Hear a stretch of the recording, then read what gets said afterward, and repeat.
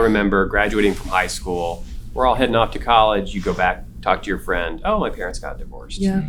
Oh, my parents got divorced. And I started to realize there's this thing, when the kids are getting launched and couples are rediscovering themselves, something went wrong along the path. And we've alluded to that a little bit, but talk about how you keep that active, open, vulnerable conversation going, stay connected during this stage, which is going every which way. Stay connected with each other. Yes, exactly. Staying connected. What does that look like to fight for your marriage at this stage and make sure it stays healthy so there's not this terrible outcome or surprise and you look up one day and like, who am I married to? Well, the word you just used is fight. So everything in our world, including our kids who we dearly love, are going to pull for all of our attention, for all of our time. And I think we've talked about it earlier, that it is a fight to say, I'm going to make you the priority over my kids, over my job, over my extended family, over my own pleasure. I want you to be the one that I'm fighting for. Right on. So really, I mean, we talk about this all the time at We Can Remember conferences, that the Lord is my number one priority. And then my next second is Ed. And then everything else falls after that.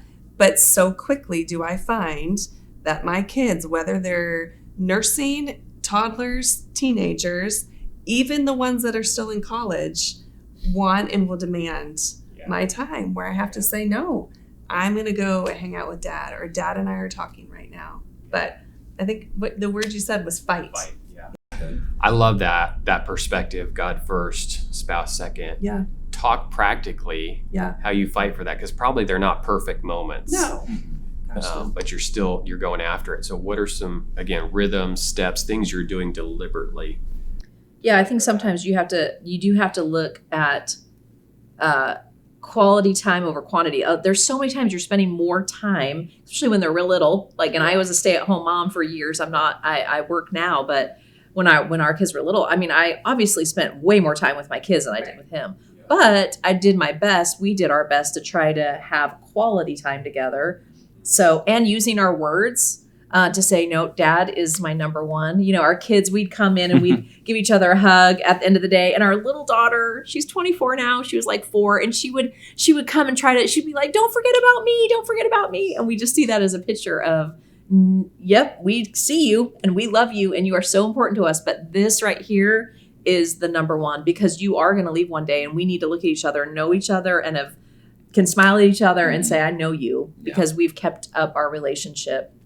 And so just continuing those once a week, once a month, once a year type, touch points of communication and enjoyment and laughter and fun and continuing to grow and doing things together.